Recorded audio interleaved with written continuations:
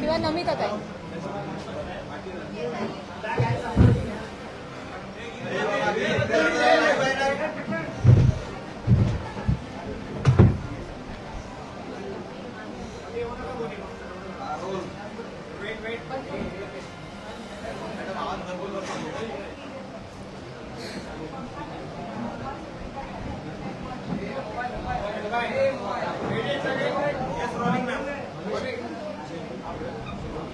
Mic आहे का? Mic आहे, माईक आहे. नाही, इथले इथे ऐकू जायला माईक जायचं. हा आहे मध्ये घ्या. तो आवाज करू मध्ये ठेवू.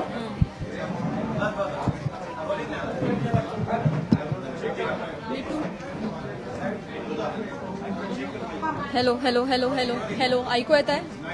Hello hello hello hello.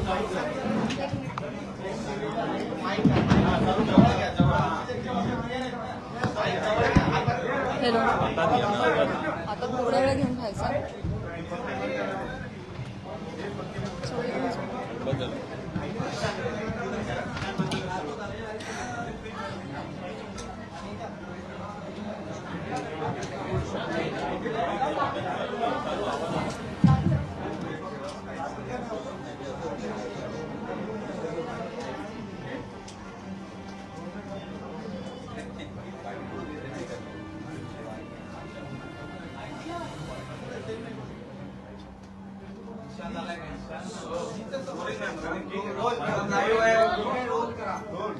भाऊ येतोय आणि आमच्या वकिलीबाई येत आहेत. त्यांची वाट बघायची आहे का सुरू करायचं?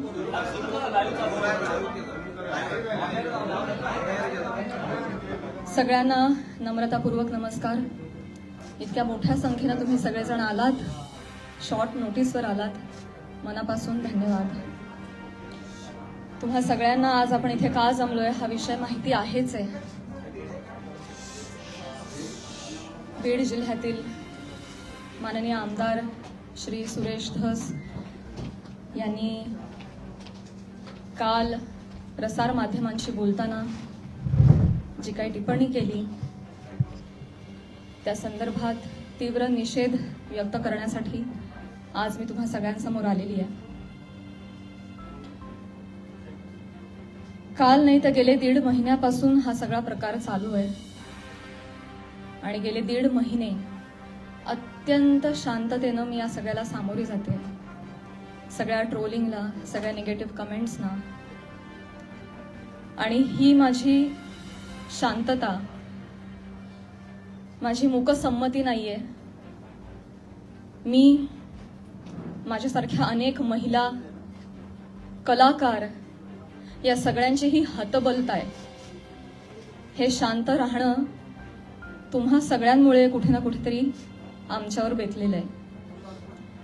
एक व्यक्ती आपल्या कुठल्या तरी रागाच्या भरात, उद्वेगाच्या भरात काहीतरी बरळून जाते. त्यानंतर त्या 2 वाक्यांचा मीडिया 1000 व्हिडिओ करतो, तेवढेच शब्द पकडतो, त्याच्यावर 1000 व्हिडिओज बनतात यूट्यूब चॅनल्सवर. मग एका सेलिब्रिटीला त्याच्यावर वक्तव्य करणं भाग पाडलं जातं. मग ती बोलते, मग परत पहिल्या व्यक्तीला वाटतं आता आपण बोललंच पाहिजे, मग ती परत व्यक्ती बोलते, मग आता परत बोलणं क्रमप्राप्त होतं कारण आता नाही बोलली का, गप्प बसली का, मागे हटली, मग ही परत व्यक्ती बोलते. ही चिखलफेक चालू राहते, महिलांची अब्रू निघत राहते आणि सगळ्यांचं मनोरंजन होतं. हे होऊ नये, सगळ्या समाज माध्यमांसमोर ही चिखलफेक होऊ नये म्हणून मी यात पडले नाही. मी शांत बसणं हा पर्याय स्वीकारला. या गटारात मी दगड टाकणं योग्य समजलं नाही. ऑल्सो मला असं वाटलं की हा विषय इतका खोटा आहे, ही गोष्ट इतकी धादांत खोटी आहे, त्याला काही बेस नाही.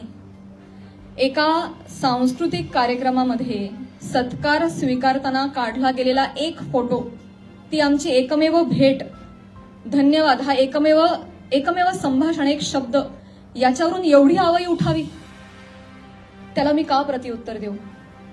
जेव्हा त्या गोष्टीवर मी भाष्य करते, 10 लोकांपर्यंतची गोष्टी 1000 लोकांपर्यंत पोहोचतात.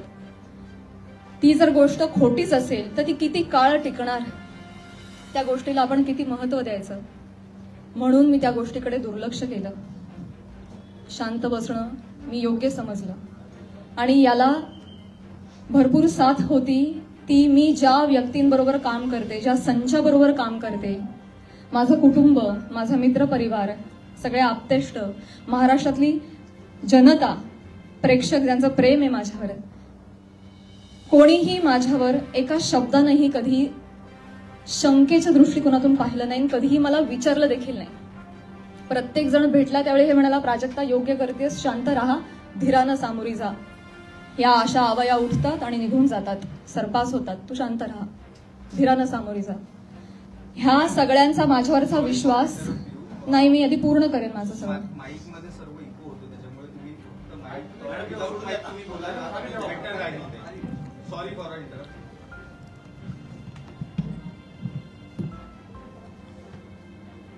तर ह्या सगळ्या ज्या आवया असतात, जशा निघतात तशाच निघून जातात.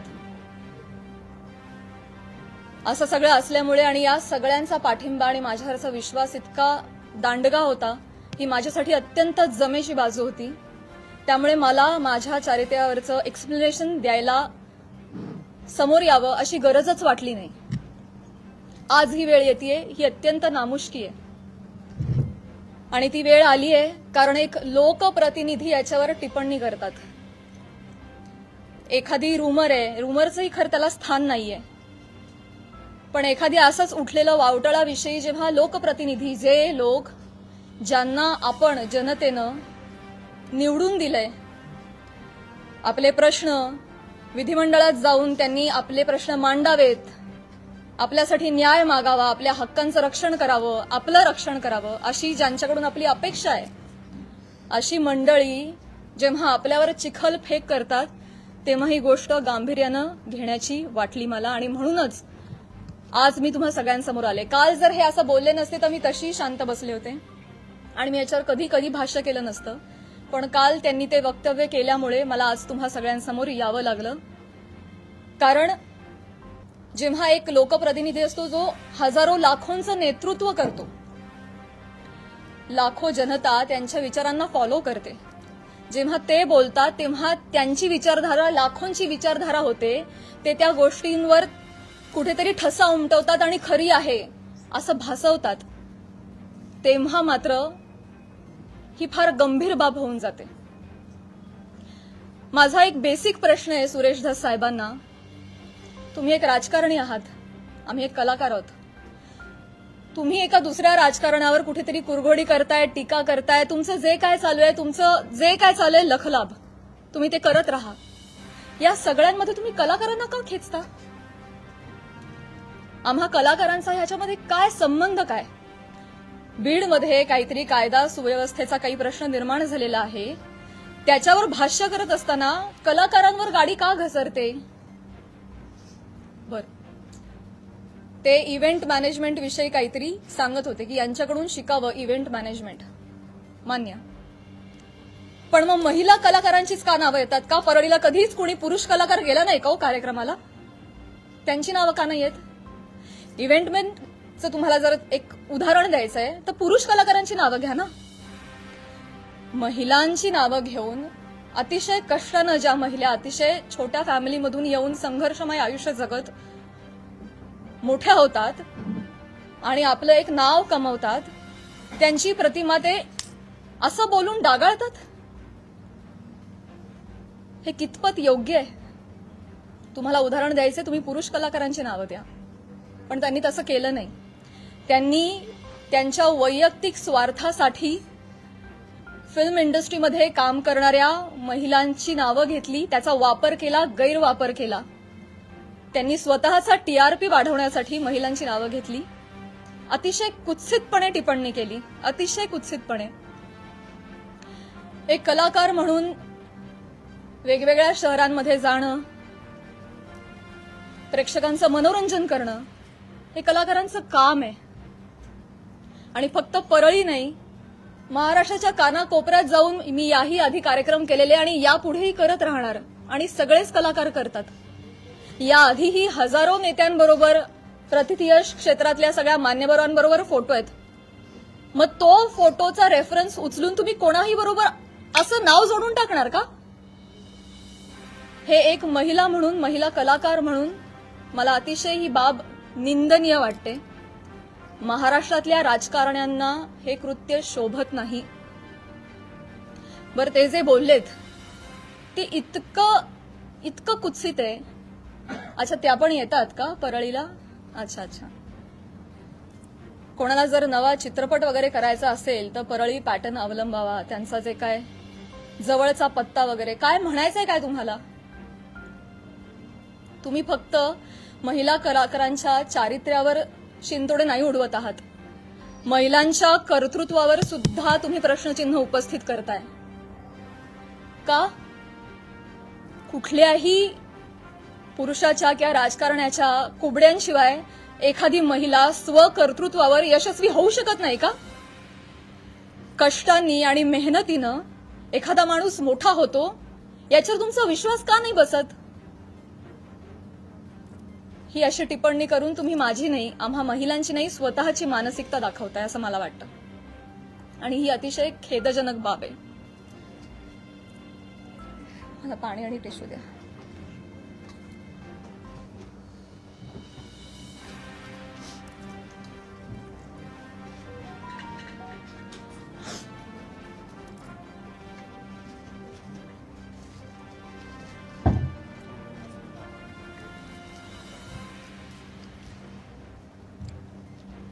महिलांची अब्रू, स्पेशली फिल्म इंडस्ट्रीमधल्या महिलांवर फार सॉफ्ट कॉर्नर, फार सॉफ्ट टार्गेट, कोणी यावं, पटकन नावं घेऊन जावं. तुम्ही तुमच्या राजकारणासाठी मी विनंती करते, तुमच्या वैयक्तिक राजकारणासाठी तुम्ही फिल्म क्षेत्रात मधल्या महिलांच्या नावाचा गैरवापर करणं बंद करावं अशी मी त्यांना विनंती करते. आणि ज्या कुत्सितपणे त्यांनी टिप्पणी केली आहे, या सगळ्या गोष्टीचा प्रसार माध्यमांसमोर हशा पिकवण्यासाठी त्यांनी उपयोग केलेला आहे. हे वागणं महाराष्ट्रातल्या राजकारण्यांना शोभत नाही. ही अतिशय निंदनीय बाब आहे. आणि म्हणूनच ज्या कुत्सितपणे त्यांनी टिप्पणी केली आहे आणि हशा पिकवलाय, प्रसार माध्यमांसमोर कसं बोलावं, काय बोलावं याचं ज्यांना भान नाहीये त्यांना मी विनंती करते की त्यांनी तितक्याच विनम्रतेनं माझी जाहीर माफी मागावी. आणि फक्त माझीच नाही, माझ्याबरोबर अनेक महिलांचा त्यांनी चुकीचं नाव घेऊन उल्लेख केलेला आहे. आणि या गोष्टीचा एक उपयोग करून मी त्यांना हेही सांगू इच्छिते की अशा पद्धतीनं कुठल्याही राजकीय गोष्टीसाठी फिल्म इंडस्ट्रीमधल्या महिलांच्या नावाचा गैरउपयोग होता कामा नये. पुढे जाऊन मी हेही सांगू इच्छिते, मी आज महिला आयोगाकडे तक्रार केलेली आहे. फोन सायलेंट करा. महिला आयोगाकडे दुपारी तक्रार नोंदवलेली आहे. मी त्यांनाही रिक्वेस्ट केलेली आहे की कायद्याच्या चौकटीत राहून तुम्ही याच्यावर योग्य ती कारवाई करावी. मी देखील कायदेशीर कारवाई करत राहीन. याचबरोबर माननीय मुख्यमंत्री साहेब, उपमुख्यमंत्री साहेब यांना देखील मी विनंती करते, काय या दोन व्यक्ती दोन वाक्य बोलून गेल्या, पण प्रसार माध्यमं तेवढीच दोन वाक्य घेऊन त्याचे 1000 व्हिडिओ बनवतात. इतके वाईट मथळे देतात, हेडलाईन्स देतात. समोरच्या माणसाच्या आयुष्यात तुमच्या या मथळ्यांमुळे एक वादळ येऊ शकतं, त्यांच्या करिअरवर परिणाम होऊ शकतो, त्यांची प्रतिमा डागाळली जाऊ शकते, त्यांचं करिअर बर्बाद होऊ शकतं, ते डिप्रेस होऊ शकतात, ते आत्महत्या करू शकतात. तुम्हाला काळजी वाटत नाही या गोष्टीची? आपण आपला टीआरपी वाढवण्यासाठी, आपण आपला एक सेट टार्गेट अचीव करण्यासाठी कुठल्या थराला जाऊन बातमी करतो, त्याचं किती वेगवेगळ्या पद्धतीनं. आता फॉर एन एक्झाम्पल, कालच मी बातमी वाचली आणि ती इतकी हर्टफुल होती. बीडमधील हत्या प्रकरणात आता प्राजक्ता माळींचंही नाव जोडलं जातंय. काय संबंध, काय दोन गोष्टींचा? आपण काय हेडलाईन्स करतो त्याचा समोरच्या माणसावर. ही माझी आई रात्रभर झोपली नाही, 1.5 महिना, मला वाटत नाही तिला शांत झोप लागली असेल. एक कमेंट नाही जी यांनी वाचली नाही. हा माझा भाऊ, यांनी सोशल मीडिया बंद करून टाकला, सगळे अकाउंट्स डिलीट केले. आज हा प्रसंग फक्त माझ्याशी निगडीत राहिलेला नाहीये, हा माझ्या कुटुंबावर त्याचा परिणाम होतोय आणि अत्यंत वाईट परिणाम होतोय. समाजामध्ये अशा पद्धतीनं प्रतिमा डागाळली जाणं एका मुलीची, आणि स्पेशली फिल्म क्षेत्रामध्ये काम करणाऱ्या मुलीची, ह्याला तोंड देणं अजिबात सोपी गोष्ट नाहीये. तुम्ही सगळेजण हे समजू शकता. तर तुम्हा सगळ्यांना ही विनंती आणि माननीय मुख्यमंत्री साहेबांना ही विनंती की त्यांनी याबाबत काहीतरी ठोस कारवाई करावी. बेसलेस पुरावा कुठलाही असल्याशिवाय कोणीही बातमी करू नये अशा पद्धतीचे त्यांनी आदेश द्यावेत. या निमित्तानं मी करुणाताईंना सुद्धा विनंती करू इच्छिते आणि हे सांगू इच्छिते की तुम्ही स्वतः एक महिला आहात. तुम्हाला महिलांना होणारा त्रास तुम्ही समजू शकता.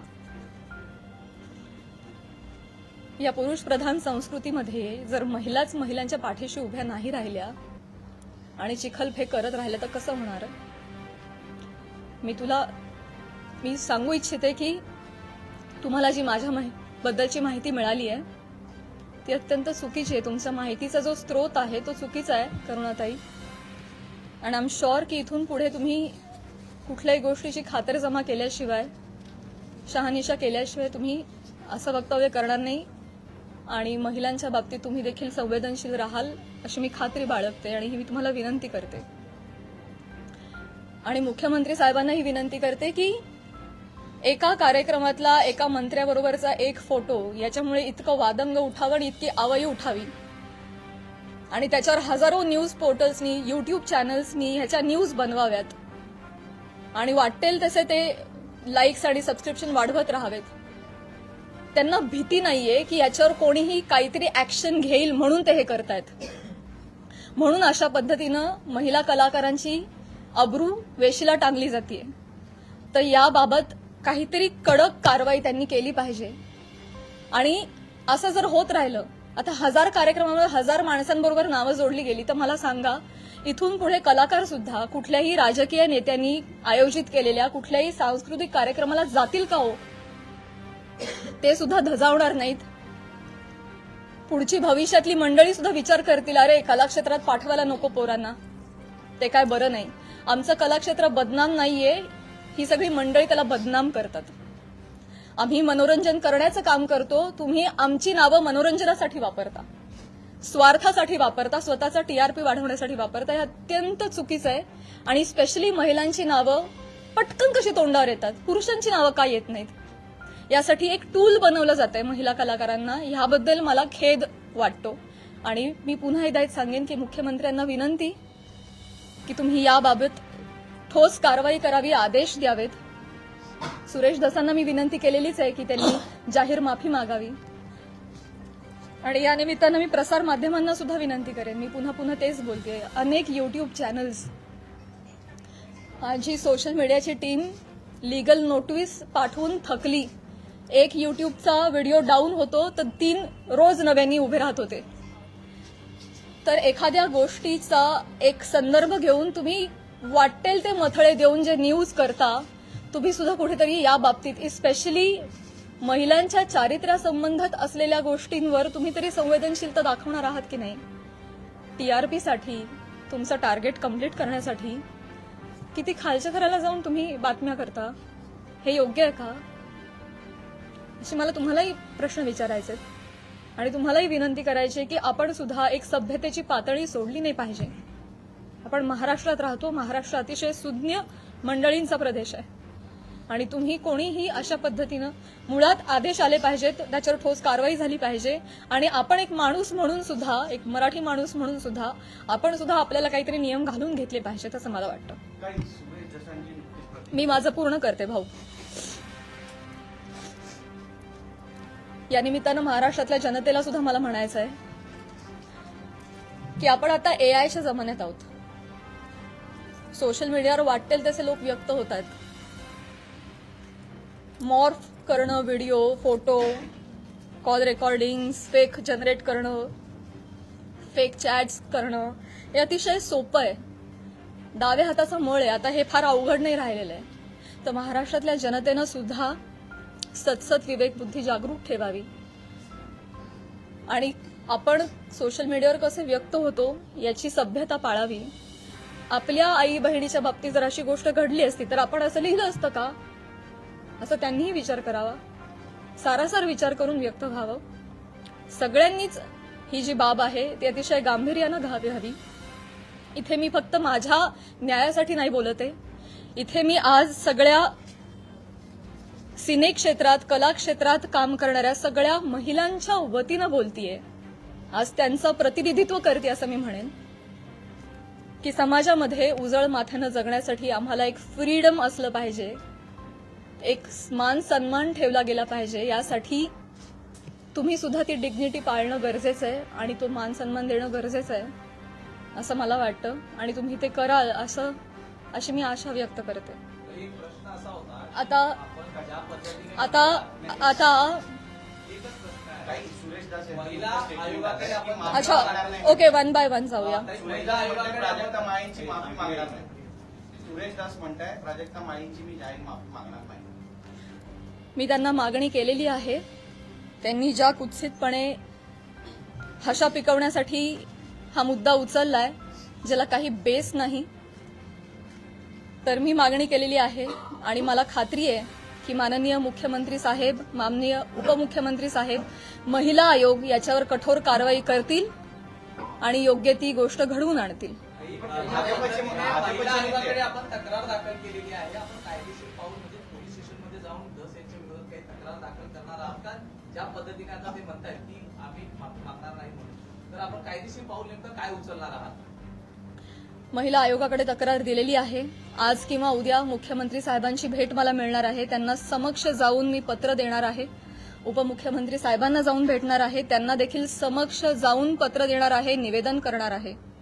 आणि जर गोष्ट काही घडली नाही आणि ही देखील महिला म्हणून हलक्यात घेतली तर डेफिनेटली माझ्या वकिलांमार्फत मी योग्य ती कारवाई करेन. आणि माझ्या एकटीच्या न्यायासाठी नाही, मी समस्त कला क्षेत्रात काम करणाऱ्या महिलांच्या वतीनं पाऊल उचलेन. भाजपचे आमदार आहेत आणि मुख्यमंत्री गृहमंत्री कारवाई करतील असं वाटतं. आता तुम्हाला एक चान्स दिला ना, बाकीच्यांना पण चान्स. या प्रकरणाची सुरुवात तुम्ही उल्लेख देखील केला, करुणा मुंडे यांच्या व्हिडिओपासून झाली होती. तर तुम्ही सुरेश दस यांच्यावरती कारवाई करावी अशी मागणी करताय. करुणा मुंडे यांची तक्रार तुम्ही महिला आयोगाकडे केली का किंवा करणार आहात? मी ऑलरेडी त्यांना देखील नोटीस पाठवली आहे, करुणाताईंना तेव्हाच पाठवली आहे आणि त्यानंतर त्यांनी काही वक्तव्य केलं नाही, त्या शांत बसल्या. त्यामुळे मी पुढे काही त्यांच्यावर कारवाई केली नाही. डेफिनेटली आहे. मराठी चित्रपटसृष्टी सगळे कलाकार खंबीरपणे माझ्या पाठीशी आहेत आणि मी सगळ्यांचं नेतृत्व करेन. सुरेश दस यांनी जी पत्रकार परिषद चालू आहे त्याच्यानंतर त्यांनी प्रतिक्रिया दिली की हे संतोष देशमुख प्रकरण दुसरीकडे नेण्यासाठी म्हणून तुम्ही पत्रकार परिषद. मला हेच सांगायचं आहे तुम्हाला सगळ्यांना, हेच सांगण्यासाठी आज मी आली आहे की तुमच्या राजकीय हेतूसाठी तुम्ही कला क्षेत्रातल्या कलाकारांची नावं का जोडताय? कलाकारांचा आणि राजकारणाचा काही एक संबंध नाहीये. तुम्ही जर कालच्या त्या भाषणामध्ये आमचं नाव घेतलं नसतं तर आज मी तुमच्यासमोर इथे नसते. मी आज माझ्या ज्योतिर्लिंग यात्राला असते. त्यांनी नाव घेतल्यामुळे आज मला इथे बसावं लागतंय. त्यांनी सुरू केली ही गोष्ट. त्यामुळे तुम्ही असा अर्थ जोडू नका, ही तुम्हालाही विनंती. आणि मुळात राजकारणाचा आणि कलाकारांचा काही संबंध नाही. तुम्ही तो ओढून आणू नका. इस्पेशली महिला कलाकारांना तुम्ही इथे त्यांच्या प्रतिमा डागाळू नका. येस, हो, इथे मुलगी बोलतीये. या सगळ्या चिखलफेकमुळे कुठेतरी कलाकार कोणत्याही गोष्टीवर भूमिका घेताना म्हणजे काचकूच करतात असं वाटतं का? भीती वाटते ना, कारण प्रसार माध्यमं त्याला चुकीची प्रसिद्धी देतात. यामुळेच पुढे कधी म्हणूनच मुख्यमंत्र्यांना मी विनंती करणार आहे की जर कुठलाही पुरावा नसेल तर प्रसार माध्यमांनी, इस्पेशली युट्यूब चॅनल्सनी जर अशा काही बातम्या केल्या तर त्यांच्यावर कठोर कारवाई करावी. इनफॅक्ट तशा पद्धतीचे निर्देश त्यांनी आत्ताच जारी करावेत. सुरेश दासांनी फक्त फक्त माफी मागावी एवढंच तुमची मागणी आहे? जरी त्यांनी माफी मागितली तरी त्यांच्यावर कारवाई करण्यात येईल? मला आहे ना प्रॉब्लेम एक दोन व्यक्तींनी बोलण्याचा नाहीये, या मला प्रवृत्तीचा त्रास आहे. हा प्रघात पडता कामा नाहीये की कोणीतरी काहीतरी फार कष्टाने नाव कमवतो, कोणीतरी एक काहीतरी येऊन बोलून जातं आणि अख्खी इमेज डागाळते. स्पेशली महिलांच्या बाबतीत मी पुन्हा तेच म्हणेन की नाव घेताना त्यांनी 3 महिलांचं का नाव घेतलं? पुरुष कलाकार गेलेच नाहीत का हो परळीला कधी कार्यक्रमाला? मी जेव्हा गेले होते कार्यक्रमाला तेव्हा माझ्याबरोबर सुद्धा प्रसाद खांडेकर, गौरव मोरे ही मंडळी होती, अमीर हडकर, आमचे सगळे कलाकार होते, त्यांची नाही नावं आली. त्यामुळे स्त्री कलाकारांना याच्यामध्ये गोवू नये. राजकारण्यांनी स्वतःच्या स्वार्थापायी टीआरपी त्यांच्या अशा पद्धतीनं वाढवू नये आणि गैरवापर करू नये. हिंदी असो किंवा मराठी राजकीय नेते मुख्यतः कलाकारांना टार्गेट करतात.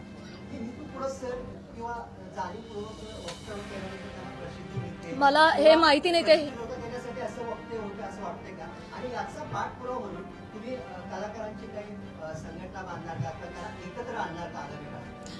मला हेच म्हणायचं आहे की ते काहीतरी बोलून जातात, एक काहीतरी वल्गना करून जातात. खरं तर त्यांनी अशा पद्धतीच्या वल्गना हाणून पाडल्या पाहिजेत एक लोकप्रतिनिधी म्हणून, पण ते त्याला हवा देत आहेत ही गोष्ट चुकीची आहे. पण त्यांना जेव्हा कळेल पुढे जाऊन की त्यांच्या एका वक्तव्याचे 1000 वेगळ्या पोर्टल्सनी 1000 न्यूज केल्यात, हे त्यांना कळल्यानंतर खरं तर तेही करणार नाहीत, करुणाताई बोलणार नाहीत.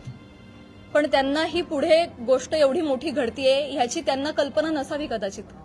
मला जेवढे त्या 2 व्यक्ती बोलल्या याचा त्रास आहे तेवढाच त्रास मला प्रसार माध्यमांनी केलेल्या फेक न्यूजचा देखील आहे. सो डेफिनेटली याच्यावर कारवाई व्हावी असं मला वाटतं. या विषयांवर बोलणं टाळतात, सोडून देतात. त्याच्यामुळे तुम्हाला वाटतं का की त्यांना बोलायला वेळ मिळतो किंवा तो चेष्टा मस्करीचा विषय होतो? करुणा मुंडेंनी जेव्हा तुमच्यावर टीका केली तेव्हा जर तुम्ही उत्तर दिलं असतं तेव्हा पुन्हा एकदा तुमचं नाव अशा प्रकारे घेतलं गेलं नसतं असं वाटतं? पुन्हा एकदा मी तेच म्हणेन, पुन्हा एकदा मला तेच म्हणायचंय का कलाकार पुढे येत नाही. मी पहिलं वाक्य म्हणाले की या सगळ्यामध्ये आमची हतबलता आहे गप्प राहण्यामध्ये. का? कारण समाज माध्यमांमध्ये ही चिखलपेक चालू राहते. विषय एवढा असतो कुठेतरी वेगळीकडे जाऊन पोचतो. आज तुम्हाला काय वाटतंय हे चालू राहतं. त्यामुळे कलाकार शक्यतो यामध्ये पडत नाहीत. आणि बरीच मंडळी, मी फक्त कलाक्षेत्र म्हणत नाही, बऱ्याच क्षेत्रांमधली मंडळी गप्प राहणं हा पर्याय निवडतात, कारण हे असं जाहीरपणे चिखलफेक होत राहते. म्हणूनच या संदर्भात जर काहीतरी रूल्स अँड रेग्युलेशन्स आले, कठोर नियम आले की जर या गोष्टीमध्ये तथ्य सापडलं नाही, जर कुठला पुरावा सापडला नाही तर त्यांच्यावर कायदेशीर कारवाई होईल त्या न्यूज पोर्टलवर किंवा युट्यूब चॅनलवर, असा जर आपल्याकडे नियम आला ना तेव्हा जाऊन हे बंद होणार आहे. तर असा नियम काढावा हीच विनंती आहे माझी मुख्यमंत्री साहेबांना. नाही असं काही नसतं. मला हा नियम आणायचा आहे. मला या निमित्तानं प्रसार माध्यमांमध्ये जे काही न्यूज होतात त्याला पुराव्यांची जोड नसेल तर तुम्ही ते करू नका, केलं नाही पाहिजे. ते खोटं आढळल्यास कायदेशीर कारवाई होईल अशा पद्धतीचा नियम आला पाहिजे. हे माझं खरं उद्दिष्ट झालंय. आता स्वागत आहे.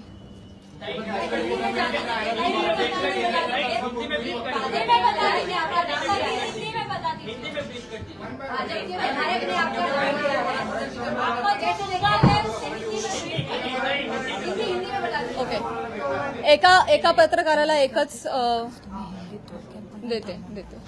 एका पत्रकाराला 4 वेळा संधी नाही मिळू शकणार.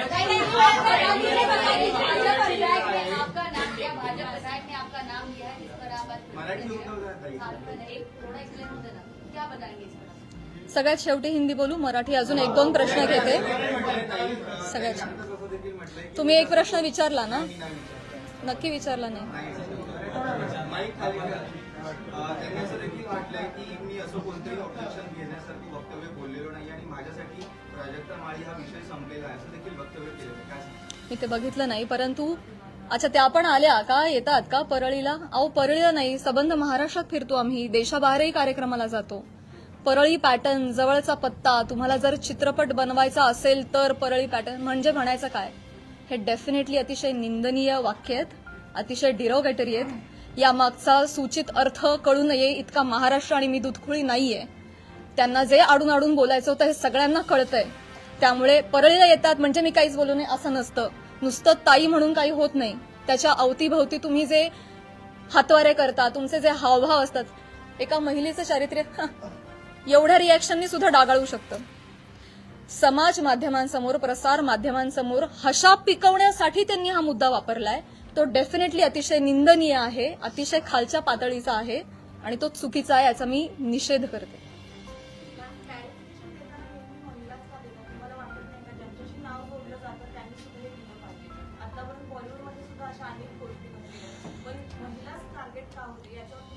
हाच माझा प्रश्न आहे.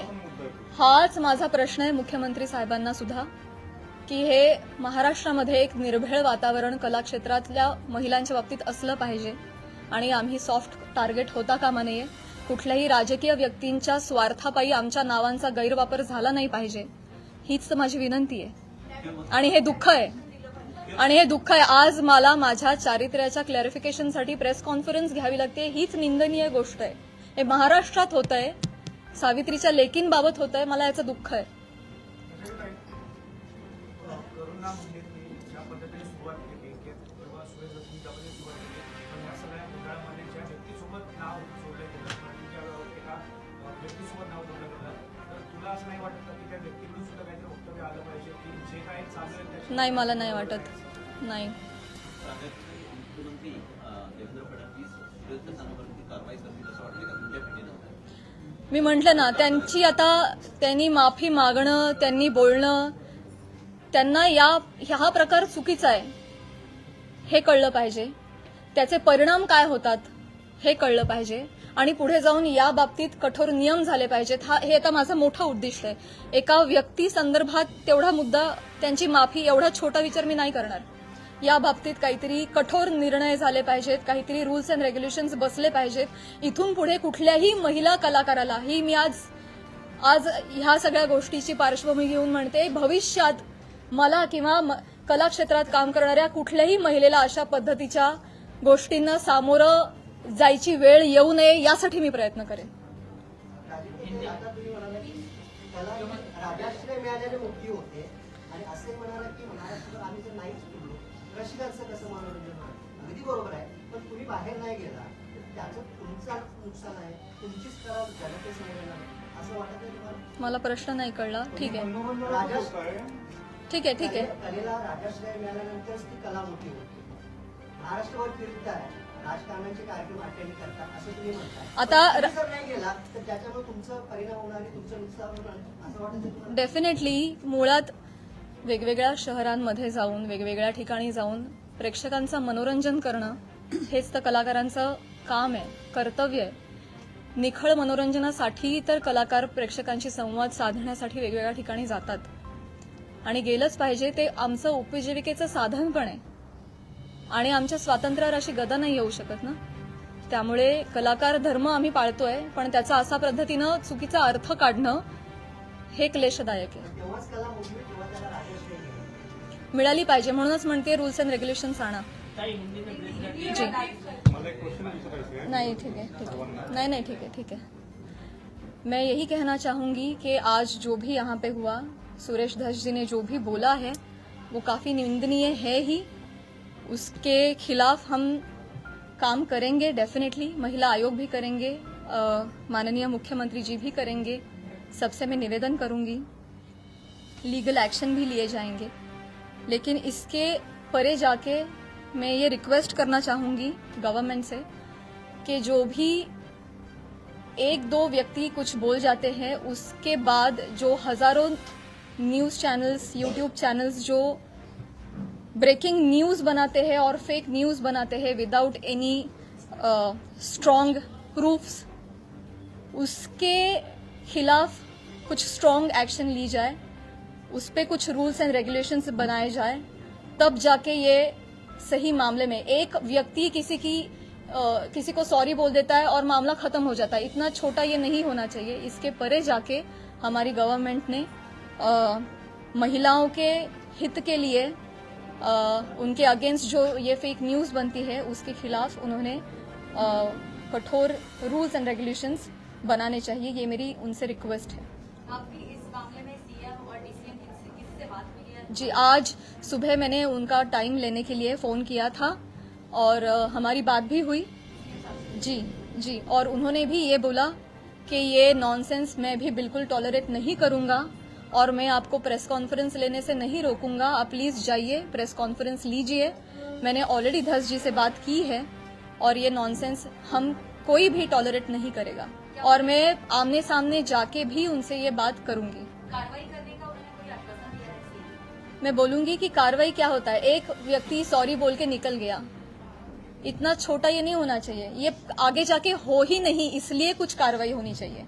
आपने महिला आयोग में भी शिकायत जी। शिकायत में आपने क्या मांगी? इस पे कार्रवाई होनी चाहिए और इस पे रूल्स एंड रेगुलेशंस बिठाने चाहिए, यही लिखा है। क्या सोशल मीडिया पे आपको बहुत परेशान किया जा रहा है, उस पर भी आपने बात? मैंने ये बोला अभी, महाराष्ट्र के सारे जनता को मैंने अपील किया है कि हम भी एक डिग्निटी मेंटेन करें। क्या लगता है प्राजक्ता जी आपको टारगेट किया जा रहा है? कुछ टारगेट नहीं किया जा रहा, ठीक है। सुरेश दत्त कह रहे हैं कि वो माफी नहीं मांगेंगे, इस पर आपको क्या कहना है? मैंने बोला, सिर्फ माफी की मैंने बोला। जय हिंद, जय महाराष्ट्र।